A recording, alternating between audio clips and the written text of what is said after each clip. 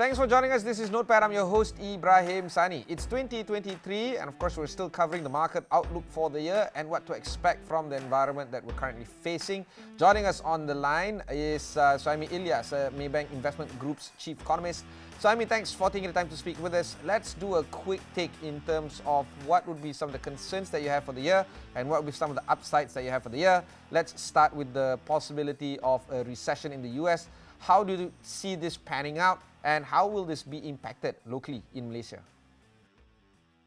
Thanks, Ibrahim. Happy New Year.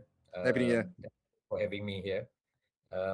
I think in terms of economic outlook, concerns about global recession, we are looking at global economic growth to moderate to 1.7% this year from 2.9% estimated for 2022.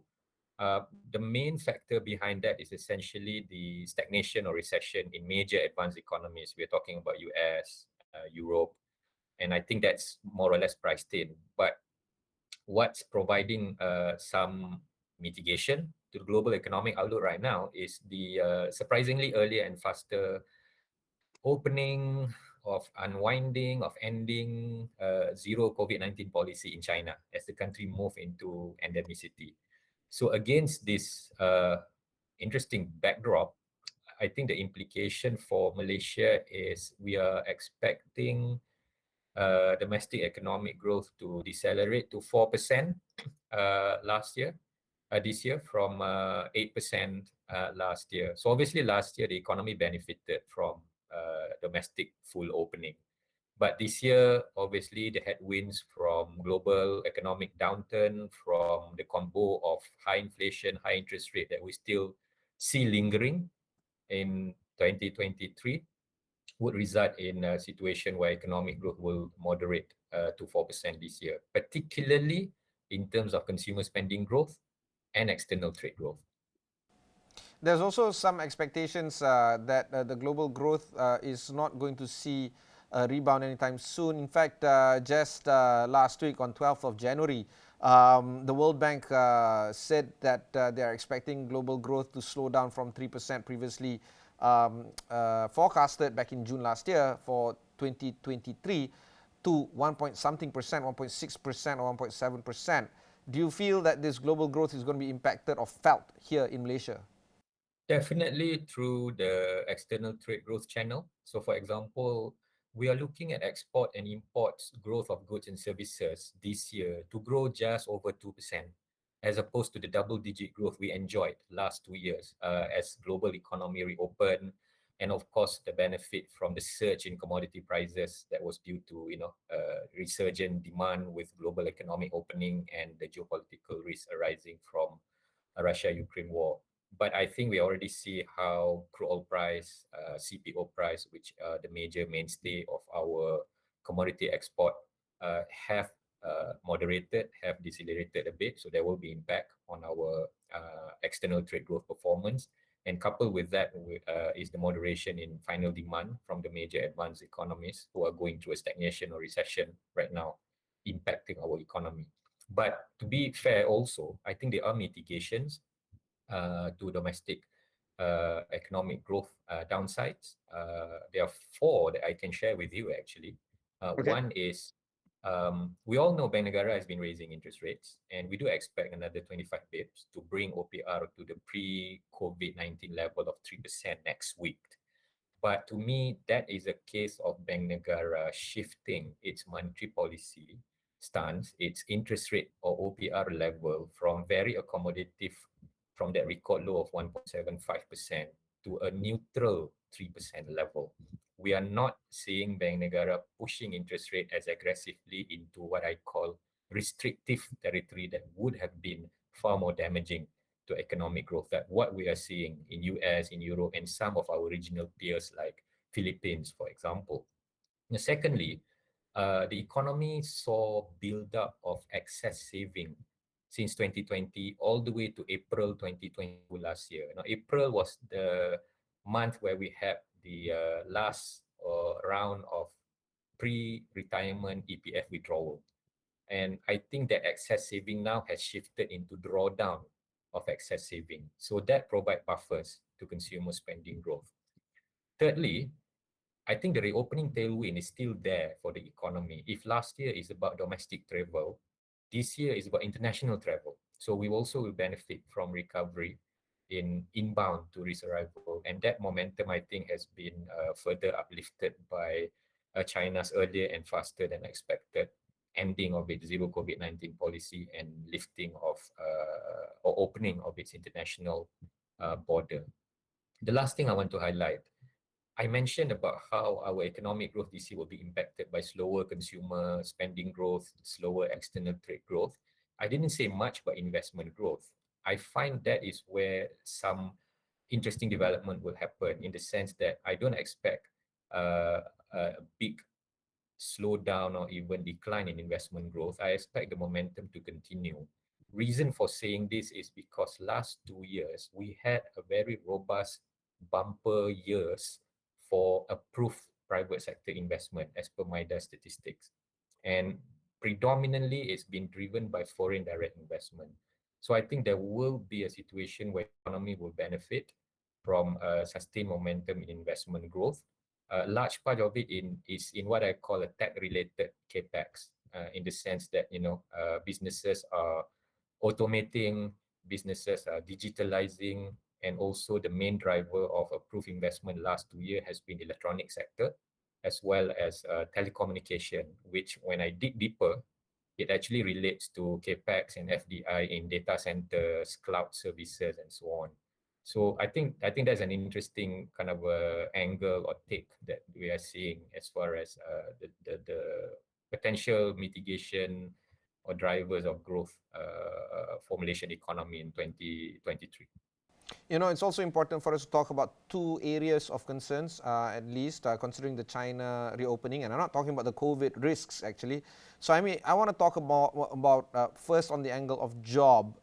There is a report that you published about a few days ago talking about jobless rates steady at 3.6. Do you feel that the job rates are going to be dropped even further, considering that new opportunities may arise from the China reopening economy here in Malaysia and in the region? And the second element here is, do you feel that tourism is going to be the big win here, not just for Malaysia and the region, but globally as well, considering that Chinese tourists are now going to come and flock and buy more from the tourism industry? Yeah, we still expect some improvement, further improvement in jobless rate this year, averaging 3.5% from 3.8% average last year. But of course, the pace of drop in unemployment rate this year is not going to be as much as what we saw last year, because obviously last year we are talking about unemployment rate dropping from 4.6% in 2021 to 3.8%. So because of expectation of slower economic growth this year, the pace of job market improvement would be less than what it was last year. But having said that, I think you're right. I think there are opportunities of jobs being created through the positive trend in approved investment I mentioned earlier, together with revival in tourism industry. And the importance of tourism industry, tourism recovery to the economy cannot be underestimated, because I think, Ibrahim, if you look at 2020, 2021, because of pandemic, because of lockdown, because of closures of international border, the contribution of tourism to GDP just literally collapsed from 12% of GDP to under 4% of GDP during those 2 years, 2020, 2021. And worse still, the contribution of tourism to export or foreign exchange earning dropped from 10% to 0.1% in 2021. So you think about return of inbound foreign tourists and driven by revival of China's tourists traveling worldwide. I'm pretty sure the whole world has been missing them for the last 3 years. There will be this big upside to tourism recovery in terms of its contribution to growth momentum this year, albeit at a slower pace. So, let's talk a little bit more about some macro elements here. Interest rate hikes, one would argue that it is closer towards the end of the rate hike season globally as well as in Malaysia. One would also argue that the strengthening of the US dollar might create some sort of an issue towards other currencies. And of course, ringgit is one of them, but other safe haven currencies in this part of the world, for instance, the Japanese yen. Do you feel that these two elements are consistent with the views of Maybank, or do you have a contrarian view towards these kind of outlook right now? Yeah. As I said, we are looking at one more interest rate hike by Bank Negara OPR next week, bringing or restoring OPR back to its pre-COVID level of 3%. I think as far as adjusting back to immediate pre-COVID level of OPR, the hurdle is not that high. It's pretty low because obviously we have the combo of high inflation, we have a combo of um, uh, strong recovery from COVID, plus the fact that globally interest rates are rising and we can't ignore those trends.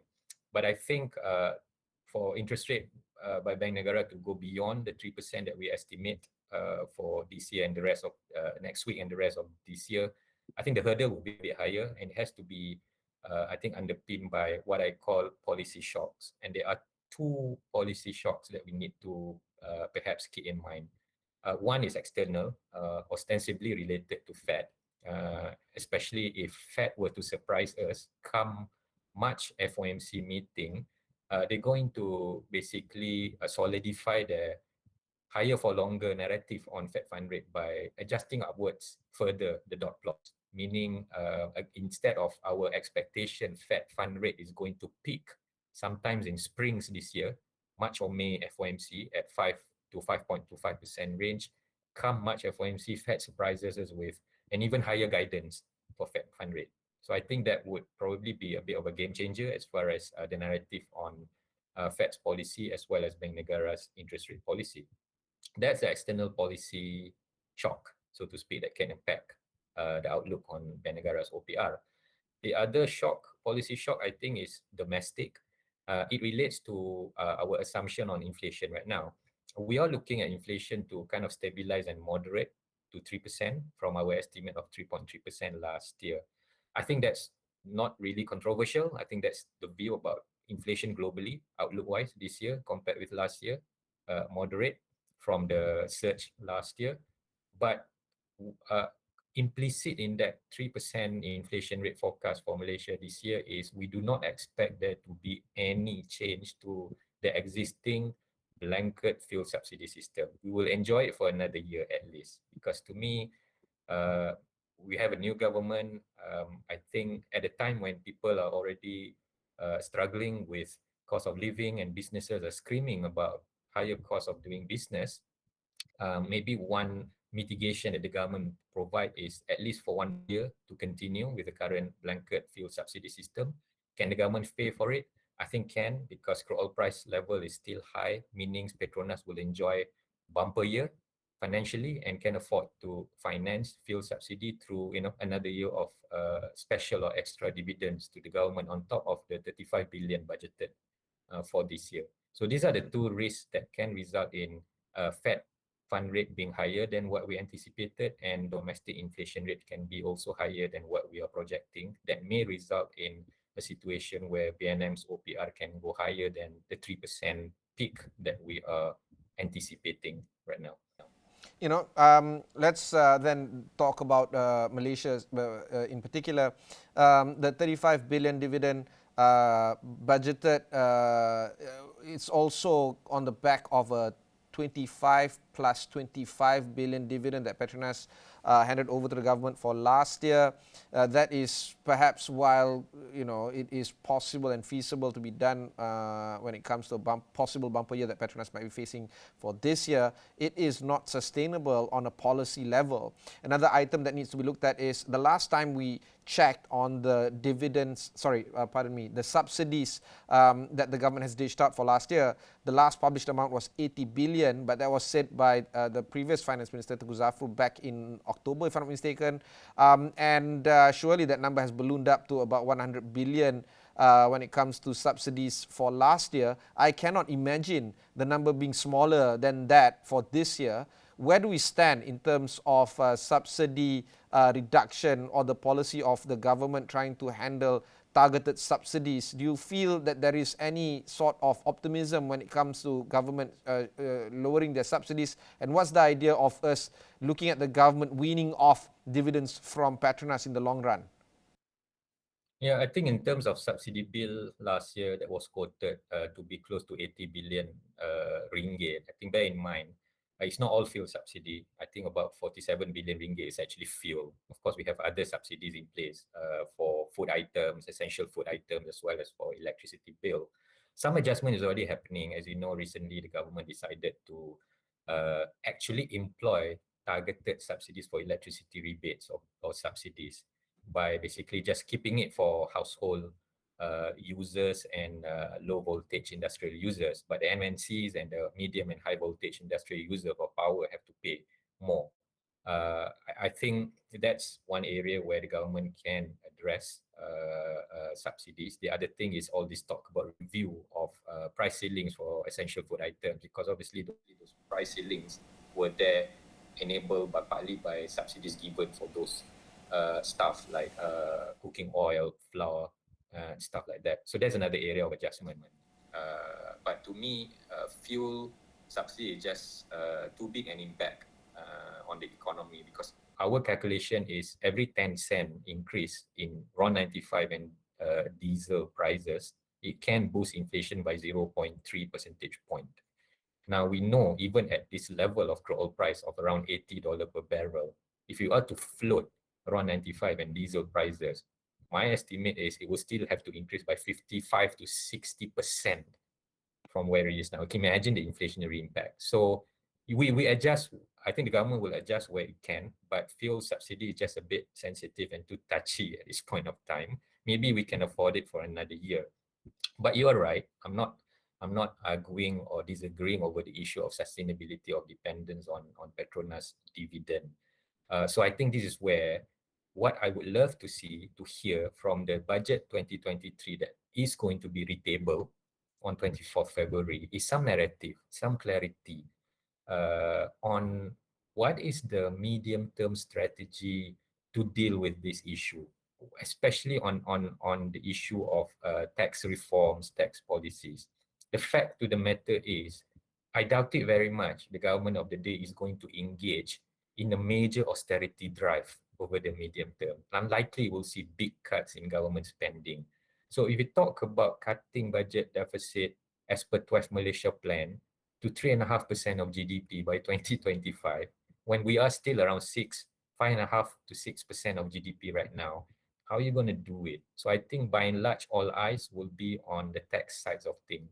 So this is where would love to hear some clarity from the government of the day on things like GST or no GST, whether or not the government of the day is going to focus more on maybe taxing more the higher income group and the wealthy, stuff like that. So we are waiting for clarity on that issue right now. I spoke to your colleague, Anand Patmakantan, Maybank Investment Group's head of equities. He argues that the GST idea could be floated in this budget, but that wouldn't be something that this government would rush into. Do you agree with Anand's view, or do you think that the government is going to do it anyway, float the idea at least during this budget conversation? Like I said, the messaging is important. So at least we'll be prepared. Just like Singapore, when they announce increase in GST, they announce it 1 or 2 years in advance so that businesses, community and consumer can prepare. In our case, of course, the issue is reintroducing GST. But, the issue of GST, I think, just boils down to the issue of efficiency of the input tax claims and the rebate system. That was the problem last time.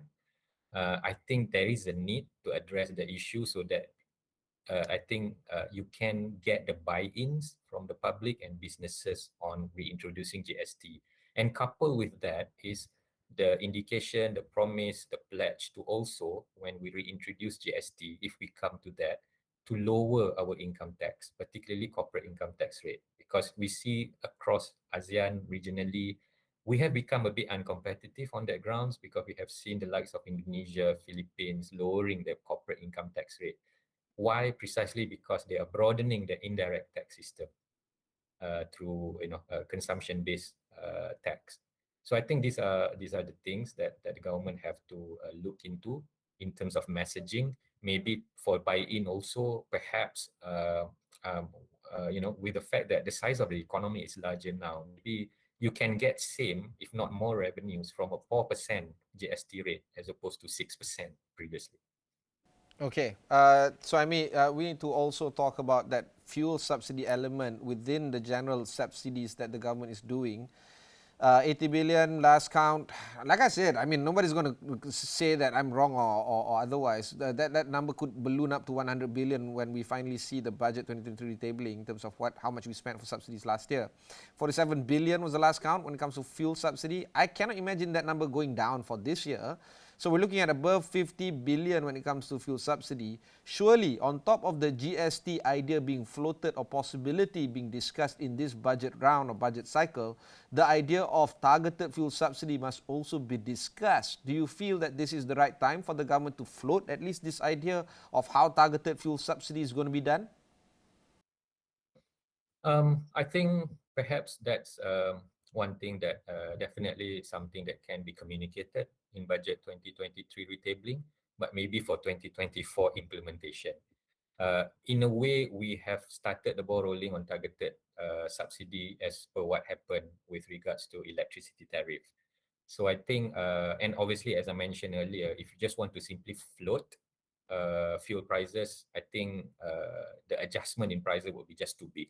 Yeah. So some form of mm, uh, small adjustment, gradual adjustment over time, coupled with explanation of how the mechanism of targeted fuel subsidy is going to be implemented. I think last year the talk was about using some sort of systems where price will be adjusted gradually, but people who qualified for fuel subsidy will get some sort of rebates into their e-wallets. Then they can use it to pump petrol at a pump station.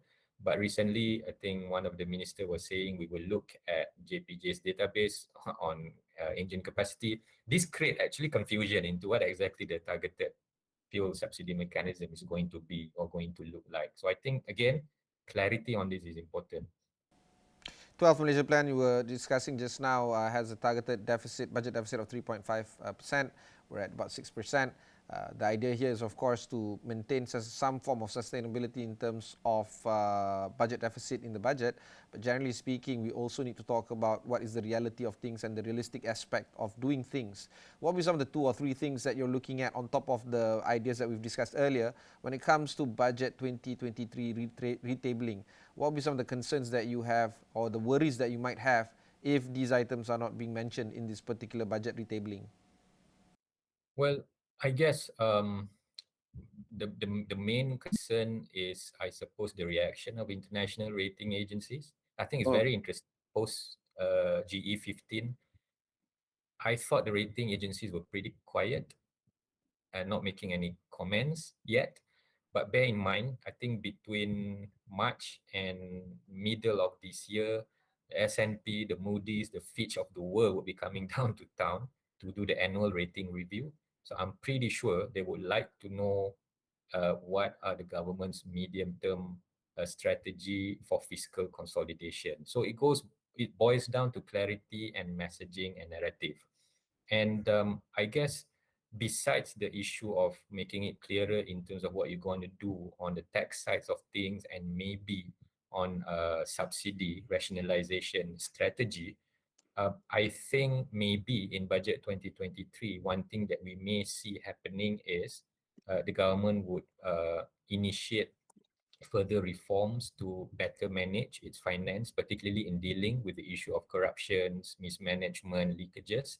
I think on top of Fiscal Responsibility Act that was mentioned could be tabled this year, I would kind of expect and perhaps hoping for the government to also come up with a government procurement act, because that has been an issue for a long time as far as the government is concerned in terms of corruption, leakages, and so on. So maybe that's another strategy that can be put in place to sort of manage the whole fiscal ecosystem issue that we have right now. Do you think that on top of the ratings that these rating agencies might have on the country, and of course not just on the sovereign, but of course Petronas as well, it's also interesting to see how a corporate is rated higher than a sovereign every now and then. But generally speaking, do you feel that the risk premium, at least the mood of the risk premium in amongst investors for Malaysia, have been abated, or do you feel that the risk premium is still being attached by investors when they think about Malaysia? I think some dissipation of that risk premium has materialized. I mean, best captured by the trend in ringgit. As I said, before GE15, it was 475, 480 against the dollar, and there were people invoking the infamous remark of "see you at 5" from the Asian financial crisis episodes. But I think we have seen how ringgit now is even trading at below 440. And Yeah. our house view is actually, I guess, interesting, even maybe debatable. We are looking at ringgit to end this year at 4.05, almost 4 against the dollar.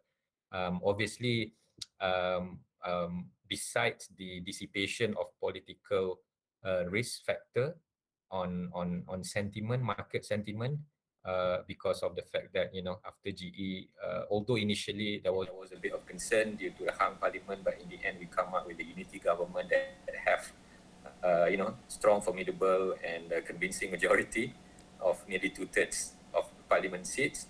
But I think there are other factors that will be positively contributing to ringgit towards the end of this year. That includes, as per mentioned, our assumption that Fed fund rate is going to peak within the first half of this year, and the market is already starting to talk about Fed rate cut second half of this year and will gain momentum in 2024. So the factor that driven dollar gains against other currencies, including our currencies, are dissipating on that basis. The other thing to highlight, China reopening, quite interesting also, because it could mean our view of China growing 4% this year against 3.3% last year may be understated, because we were not anticipating when we did the forecast for China growth and ringgit that China would engage in earlier and faster opening of its economy and ditching its zero COVID-19 policy so early. We're looking at more gradual process starting from second quarter of this year. So there might be upsides to China growth. And if there is upside to China growth, sentiments toward China also can improve. That includes dollar rate can be better than what we are anticipating. And as you know, ringgit dollar rate is one of those regional currencies that are highly correlated with yuan dollar rate as well. So if yuan dollar rate were to do better, that also can provide an uplift to ringgit dollar rate as per our trajectory of it hitting 405 by the end of this year. That was me, Ilyas, the Chief Economist at Maybank Investment Banking Group. Of course, you might want to learn the other conversation that we've had with Maybank, with Anand Patmakantan. You can find that and many other interviews on Astro AWANI's platforms. Just search for Notepad wherever you get the resources from Astro AWANI. My name is Ibrahim Sani. Catch you in the next one.